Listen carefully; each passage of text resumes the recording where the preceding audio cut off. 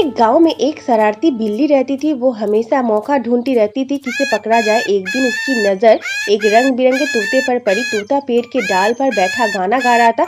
बिल्ली धीरे धीरे पेड़ के नीचे आई और बोली, अरे तोते, तुम्हारा आवाज तो कमाल की है, जरा पास से आकर गाओ ना।